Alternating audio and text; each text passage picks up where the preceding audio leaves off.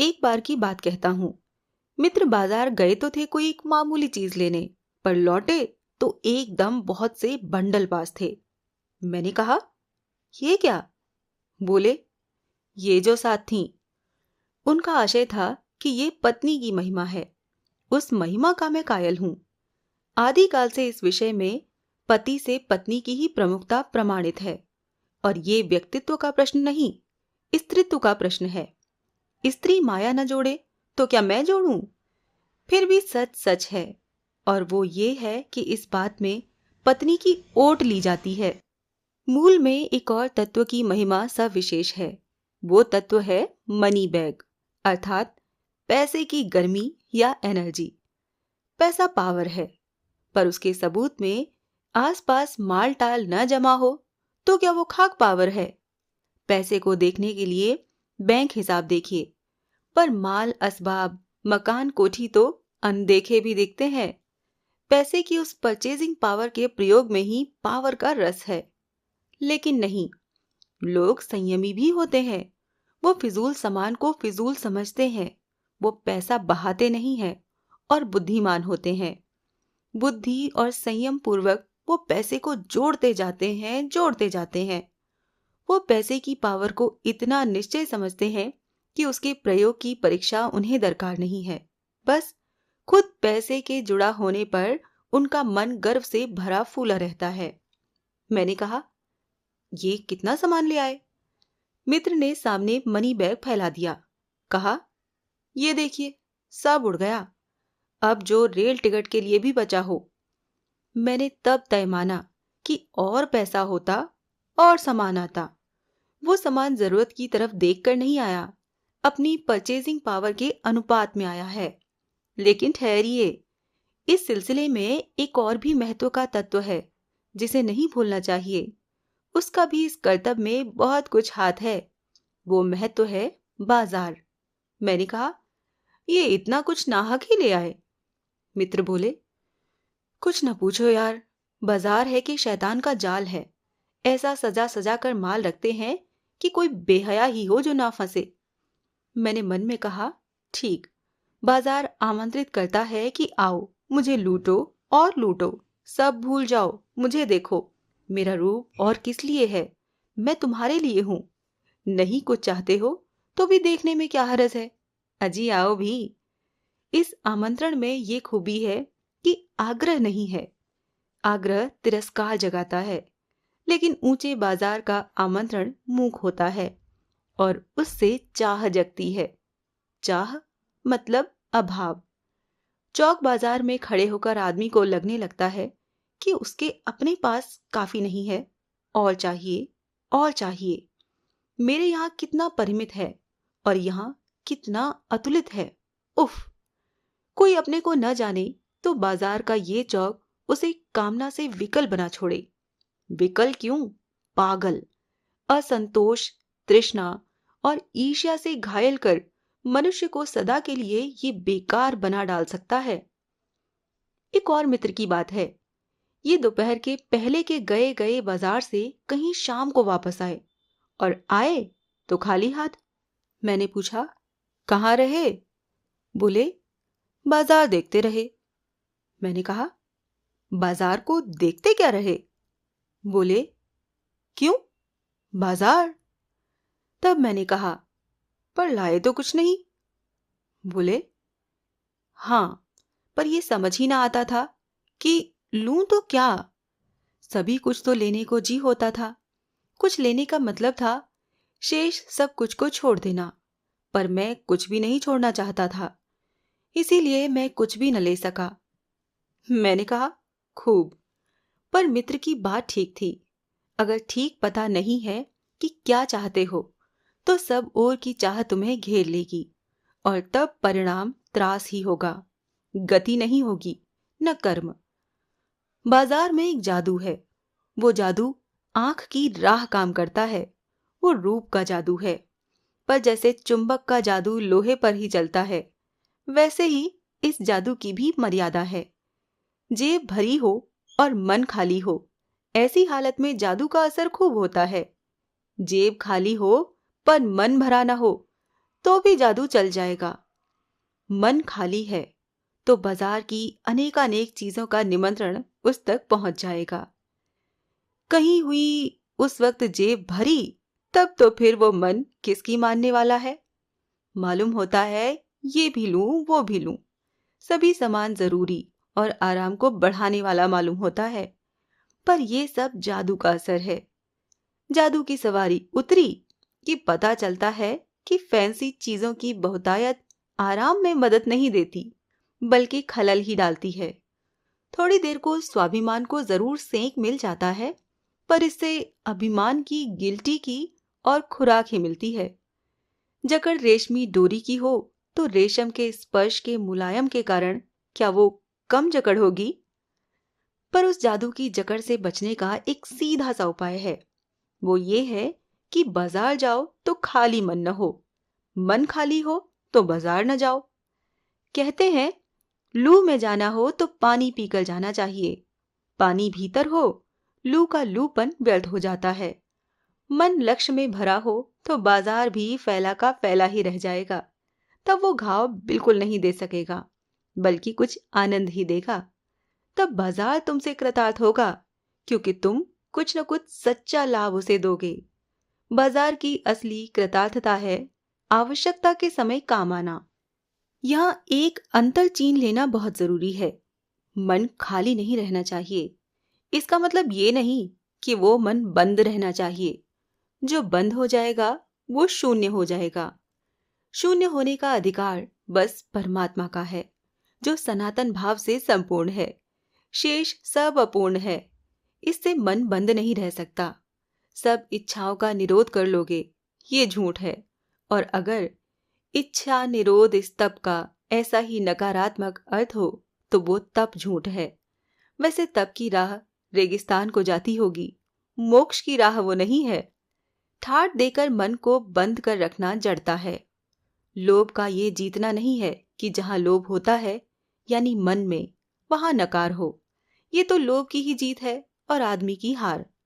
आंख अपनी फोड़ डाली, तब लोभनीय के दर्शन से बचे तो क्या बचे? ऐसे क्या लोभ मिट जाएगा? और कौन कहता है कि आंख फूटने पर रूप दिखना बंद हो जाएगा? क्या आंख बंद करके ही हम सपने नहीं लेते हैं? और वो सपने क्या चैन भंग नहीं करते हैं? इससे मन को बंद कर डालने की कोशिश तो अच्छी नहीं, वो अकारत है। ये तो हठ वाला योग है। शायद हठ ही हठ है, योग नहीं है। इससे मन क्रश भले हो जाए और पीला और अशक्त जैसे विद्वान का ज्ञान, वो मुक्त ऐसे नहीं होता। इससे वो व्यापक की जगह संकीर्ण और विराट की जगह क्षुद्र होता है। इसीलिए उसका रोम रोम मूंद कर बंद तो मन को करना नहीं चाहिए। वो मन पूर्ण कब है? हम में पूर्णता होती तो परमात्मा से अभिन्न हम महाशून्य ही ना होते। अपूर्ण है, इसी से हम हैं। सच्चा ज्ञान सदा इसी अपूर्णता के बोध को हम में गहरा करता है। सच्चा कर्म सदा इस अपूर्णता की स्वीकृति के साथ होता है। अतः उपाय कोई वही हो सकता है जो बलात् मन को रोकने को न कहे, जो मन को भी इसीलिए सुने क्योंकि वो अप्रयोजनीय रूप में हमें नहीं प्राप्त हुआ है। हाँ, मनमानेपन की छूट मन को न हो, क्योंकि वो अखिल का अंग है, खुद कुल नहीं है। पड़ोस में एक महानुभाव रहते हैं जिनको लोग भगत जी कहते हैं। चूरन बेचते हैं। ये काम करते जाने उन्हें कितने बरस हो गए हैं, लेकिन किसी एक भी दिन चूरन से उन्होंने 6 आने पैसे से ज्यादा नहीं कमाए। चूरन उनका आसपास सरनाम है और खुद खूब लोकप्रिय हैं। कहीं व्यवसाय का गुर पकड़ लेते और उस पर चलते तो आज खुशहाल क्या माला माल होते। क्या कुछ उनके पास न होता? इधर 10 वर्षों से मैं देख रहा हूं, उनका चूरन हाथों हाथ बिक जाता है, पर वो न उसे थोक देते हैं न व्यापारियों को बेचते हैं। पेश की ऑर्डर कोई नहीं लेते। बंधे वक्त पर अपनी चूरन की पेटी लेकर घर से बाहर हुए नहीं कि देखते देखते 6 आने की कमाई उनकी हो जाती है। लोग उनका चूरन लेने को उत्सुक जो रहते हैं, चूरन से भी अधिक शायद वो भगत जी के प्रति अपनी सद्भावना का देय देने को उत्सुक रहते हैं। पर 6 आने पूरे हुए नहीं कि भगत जी बाकी चूरन बालकों को मुफ्त बांट देते हैं। कभी ऐसा नहीं हुआ है कि कोई उन्हें 25वां पैसा भी दे सके। कभी चूरन में लापरवाही नहीं हुई है और कभी रोग होता भी मैंने उन्हें नहीं देखा है। और तो नहीं, लेकिन इतना मुझे निश्चय मालूम होता है कि इन चूरन वाले भगत जी पर बाजार का जादू नहीं चल सकता। कहीं आप भूल न कर बैठिएगा, इन पंक्तियों को लिखने वाला मैं चूरन नहीं बेचता हूं। जी नहीं, ऐसी हल्की बात भी न सोचिएगा। ये समझिएगा कि लेख के किसी भी मान्य पाठक से उस चूरन वाले को श्रेष्ठ बताने की मैं हिम्मत कर सकता हूं। क्या जाने उस भोले आदमी को अक्षर ज्ञान तक भी है या नहीं, और बड़ी बातें तो उसे मालूम क्या होंगी। वो हम आप न जाने कितनी बड़ी बड़ी बातें जानते हैं। इससे ये हो सकता है कि वो चूरन वाला भगत हम लोगों के सामने एकदम नाचीज आदमी हो, लेकिन आप पाठकों की विद्वान श्रेणी का सदस्य होकर भी मैं ये स्वीकार नहीं करना चाहता हूं कि उस अपदार्थ प्राणी को वो प्राप्त है जो हम में से बहुत कम को शायद प्राप्त है। उस पर बाजार का जादू वार नहीं कर पाता। माल बिछा रहता है और उसका मन अडिग रहता है।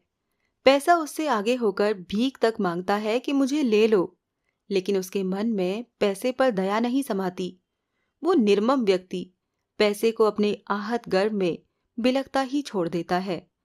ऐसे आदमी के आगे क्या पैसे की व्यंग शक्ति कुछ भी चलती होगी? क्या वो शक्ति कुंठित रहकर सल्लज्जी न हो जाती होगी? पैसे की व्यंग शक्ति की सुनिए, वो दारुण है। मैं पैदल चल रहा हूं कि पास ही धूल उड़ाती निकल गई मोटर। वो क्या निकली, मेरे कलेजे को कौंधती एक कठिन व्यंग की लीक ही आर से पार हो गई, जैसे किसी ने आंखों में उंगली देकर दिखा दिया हो कि देखो, उसका नाम है मोटर और तुम उससे वंचित हो। ये मुझे अपनी ऐसी विडंबना मालूम होती है कि बस पूछिए मत। मैं सोचने को हो आता हूं कि हाय, ये ही माँ बाप रह गए थे जिनके यहाँ मैं जन्म लेने को था। क्यों न मैं मोटर वालों के यहाँ हुआ। उस व्यंग में इतनी शक्ति है कि जरा में मुझे अपने सगों के प्रति कृतज्ञ कर सकती है। लेकिन क्या लोक वैभव की ये व्यंग शक्ति उस चूरन वाले अकिंचतर मनुष्य के आगे चूर चूर होकर ही नहीं रह जाती? चूर चूर क्यों, कहो पानी पानी। तो वो क्या बल है जो इस तीखे व्यंग के आगे ही अजेय नहीं रहता, बल्कि मानो उस व्यंग की क्रूरता को ही पिघला देता है। उस बल को नाम जो दो, पर वो निश्चय उस तल की वस्तु नहीं है जहां पर संसारी वैभव फलता फूलता है। वो कुछ अपर जाति का तत्व है। लोग स्पिरिचुअल कहते हैं, आत्मिक, धार्मिक, नैतिक कहते हैं। मुझे योग्यता नहीं कि मैं उन शब्दों में अंतर देखूं और प्रतिपादन करूं। मुझे शब्द से सरोकार नहीं। मैं विद्वान नहीं कि शब्दों पर अटकूं, लेकिन इतना तो है कि जहां तृष्णा है, बटोर रखने की स्पृहा है, वहां उस बल का बीज नहीं है। बल्कि यदि उसी बल को सच्चा बल मानकर बात की जाए तो कहना होगा कि संचय की तृष्णा और वैभव की चाह में व्यक्ति की निर्बलता ही प्रमाणित होती है। निर्बल ही धन की ओर झुकता है। वो अबलता है। वो मनुष्य पर धन की और चेतन पर जड़ की विजय है। एक बार चूरन वाले भगत जी बाजार चौक में दिख गए। मुझे देखते ही उन्होंने जय जय राम किया। मैंने भी जय राम कहा। उनकी आंखें बंद नहीं थीं और न उस समय वो बाजार को किसी भांति कोस रहे मालूम होते थे। राह में बहुत लोग, बहुत बालक मिले जो भगत जी द्वारा पहचाने जाने के इच्छुक थे। भगत जी ने सबको ही हंस कर पहचाना, सबका अभिवादन लिया और सबको अभिवादन किया। इससे तनिक भी ये नहीं कहा जा सकेगा कि चौक बाजार में होकर उनकी आंखें किसी से भी कम खुली थीं। लेकिन भौचक्के हो रहने की लाचारी उन्हें नहीं थी। व्यवहार में पसोपेश उन्हें नहीं था और खोए से खड़े नहीं वो रह जाते थे। भांति भांति के बढ़िया माल से चौक भरा पड़ा है। उस सब के प्रति अप्रीति इस भगत के मन में नहीं है, जैसे उस समूचे माल के प्रति भी उनके मन में आशीर्वाद हो सकता है, विद्रोह नहीं, प्रसन्नता ही भीतर है, क्योंकि कोई रिक्त भीतर नहीं है। देखता हूं कि खुली आंख, तुष्ट और मग्न वो चौक बाजार में से चलते चले जाते हैं। राह में बड़े बड़े फैंसी स्टोर पड़ते हैं, पर पड़े रह जाते हैं। कहीं भगत नहीं रुकते, रुकते हैं तो एक छोटी पंसारी की दुकान पर रुकते हैं। वहां दो चार अपने काम की चीज ली और चले आते हैं। बाजार से हठपूर्वक विमुखता उनमें नहीं है, लेकिन अगर उन्हें जीरा और काला नमक चाहिए तो सारे चौक बाजार की सत्ता उनके लिए तभी तक है, तभी तक उपयोगी है जब तक वहां जीरा मिलता है। जरूरत भर जीरा वहां से ले लिया कि फिर सारा चौक उनके लिए आसानी से नहीं के बराबर हो जाता है। वो जानते हैं कि जो उन्हें चाहिए वो जीरा नमक है। बस इस निश्चित प्रतीति के बल पर शेष सब चांदनी चौक का आमंत्रण उन पर व्यर्थ होकर बिखरा रहता है। चौक की चांदनी दाएं बाएं भूखी की भूखी फैली रह जाती है, क्योंकि भगत जी को जीरा चाहिए वो तो कोने वाली पंसारी की दुकान में मिल जाता है और वहां से सहज भाव में ले लिया गया है। इसके आगे आसपास अगर चांदनी बिछी रहती है तो बड़ी खुशी से बिछी रहे। भगत जी से बेचारी का कल्याण ही चाहते हैं। यहां मुझे ज्ञात होता है कि बाजार को सार्थकता भी वही मनुष्य देता है जो जानता है कि वो क्या चाहता है, और जो नहीं जानते हैं कि वो क्या चाहते हैं, अपनी परचेजिंग पावर के गर्व में अपने पैसे से केवल एक विनाशक शक्ति, शैतानी शक्ति, व्यंग की शक्ति ही बाजार को देते हैं। न तो वो बाजार से लाभ उठा सकते हैं, न उस बाजार को सच्चा लाभ दे सकते हैं। वो लोग बाजार का बाजारूपन बढ़ाते हैं, जिसका मतलब है कि कपट बढ़ाते हैं। कपट की बढ़ती का अर्थ परस्पर में सद्भाव की घटी। इस सद्भाव के हास पर आदमी आपस में भाई भाई और सुहृदय और पड़ोसी फिर रह ही नहीं जाते हैं और आपस में कोरे ग्राहक और बेचक की तरह व्यवहार करते हैं, मानो दोनों एक दूसरे को ठगने की घात में हो। एक की हानि में दूसरे का अपना लाभ दिखता है, और ये बाजार का बल्कि इतिहास का सत्य माना जाता है। ऐसे बाजार को बीच में लेकर लोगों में आवश्यकताओं का आदान प्रदान नहीं होता, बल्कि शोषण होने लगता है। तब कपट सफल होता है, निष्कपट शिकार होता है। ऐसे बाजार मानवता के लिए विडंबना है, और जो ऐसे बाजार का पोषण करता है, जो उसका शास्त्र बना हुआ है, वो अर्थशास्त्र सरासर औंधा है, और वो मायावी शास्त्र है। वो अर्थशास्त्र अनीति शास्त्र है। अभी आपने सुना जैनेन्द्र कुमार का लिखा निबंध बाजार दर्शन।